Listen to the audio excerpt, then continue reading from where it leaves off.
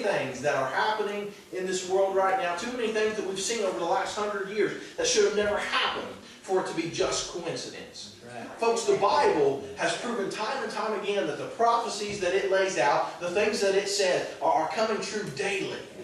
And it is proving itself to us if we'll just read it with an open mind. So Christ is coming again, and it's important that we're ready. I mean, that just goes without saying, right?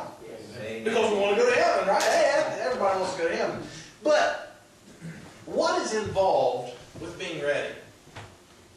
You know, back when I was a kid, at different times, we would go on vacation, and we would, on certain occasions, we would travel in the evenings. I know that we would maybe take a long weekend. So when Dad would get home from work, we would all be ready. As soon as he would get home, we would load everything up and we'd head down to Tennessee. And that was how vacation began for us.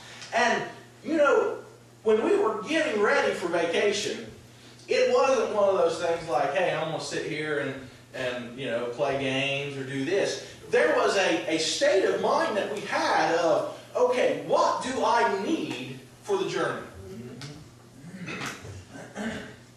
Now, let me explain that further. If you are going on vacation, what do you take with you? You take the things that are necessary to get there, to be there, right? And you take the things you need for vacation. Does that make sense? Okay. So I haven't lost anybody yet. Now, for us as Christians, Christ is telling His disciples at this time, but also speaking to us through these scriptures, saying, be in a state of readiness.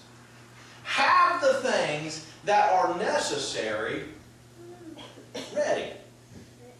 Now, some of the things that He speaks to them, talking about having their loins girded about and their lights burning.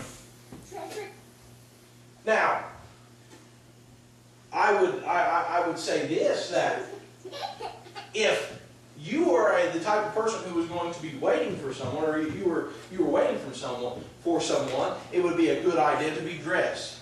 Would you not agree? Have you ever? I used to deliver mail, and I would always hate when I'd have to take packages up to the house because you never knew, you know, how people were going to be, because they weren't expecting you to come, right? So you never knew. You would find people, you know, guys that wearing a pair of shorts and they're, you know, guts hanging out here, come up to the door. I mean, that was, you never knew what you was going to see when you went to the door because people weren't expecting you. So Christ said, have your loins girded. But now we're not just talking about spiritually or physically. We're talking about spiritually. To have your loins spiritually girded, to have yourself in a state that you are prepared for Christ to come spiritually. Now, see, that translates not just in what we're doing to get ready, but how we are every day. You know, I like to be dressed when I know people are coming over to visit me, but I also like to be dressed when I go out and work. I also like to be dressed when I am riding my bicycle, you know. So having your loins girded doesn't necessarily mean that it's just to have your clothes on, sit in a recliner, waiting for someone to knock on the door. Amen? Amen. I believe that when He is speaking to them, He's talking about servants. Now, folks, let me ask you a question. Let's say someone takes off on a trip. You are in charge of keeping their house up. They're on a trip. Maybe the trip takes 2 years. They're going to be going for 2 years. You don't know exactly when they're coming back. But 2 years they're going to be gone. Over the course of 2 years, are there things that are going to have to be done to that house or that place that you're watching? Sure. Will you have to mow the yard? That's right. Yeah. Will you have to maybe do some dishes or some laundry? Because you know, if you're living there and watching the place, you know, you've got things that's going to be taken care of. What happens if the roof gets a leak in? We're going to have to fix that. Got to clean the leaves out of the gutters, obviously, right? Huh? Yeah. Every once in a while, run a vacuum cleaner through the place, get a little dust off. Because you don't know when they're coming back. So, to be prepared, and finally, I'm to the point where we're getting to the core of what I'm across here. To be in a state of readiness is not just about at one moment of time finding yourself in the right position to go home to be with Christ, but it is about daily working to have our life in such a shape that when He comes back at any time, we're ready. Amen. Yeah. Being ready for Christ to come is about daily preparation. Have your loins girded. Be in a state of work. I know Christians who are waiting for the Lord. They're waiting on Jesus to come back. And that's what they do. That is their Christian experience, waiting on Jesus to come back. But I would ask you, do you think that is really, when Christ is talking about a servant being ready when their Lord comes back, do you think that's really what He is trying to put across to His disciples? Or maybe do you think it could be that He's trying to tell the disciples, work. Yes. Work. You don't know when I'm coming. You don't know when the time is. Daily work, and you know you'll be ready. Amen.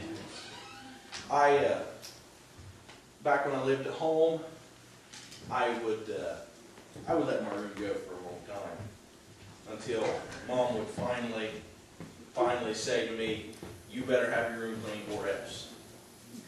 And what I would do is I would go, a month without cleaning it. Okay, I'd have clothes hung on the top of my mirror. I mean, this stuff, because that's the kind of guy I'm a fit person. I don't keep out of myself well. I just set things down, and you might walk into my bedroom and found, no. I don't say you might find a turkey leg under my bed or something. No, but when I was living at home, I didn't really worry about it. So finally she'd say, "You need to clean your room up, or you're not doing this." Yeah. So now I would go a month, and if I just would have kept after things, I could have, when I took my pants off, put them in the dirty clothes, and I've been done with it, right?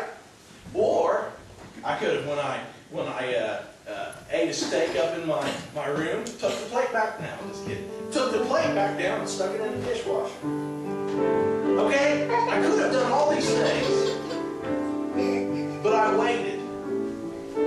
Okay, here's when I believe I've got to have this done or else. And then I go up and I would spend so much time trying to get things in shape, trying to get back, trying to get the place cleaned up. When in reality, folks, so often we try to do it in our spiritual life. But we put things off, and then all at once, hey, Jesus may come back tomorrow. Let me get things cleaned up. He's telling His disciples, don't do that. Work daily, because when I come, it may be the second watch or the third watch. You may be surprised, but if you've been working, if you've been keeping the house up, if you've been keeping the grounds up, if you've been planting the garden, if you've been picking the grapes, if you've been doing what you're supposed to be, you won't be surprised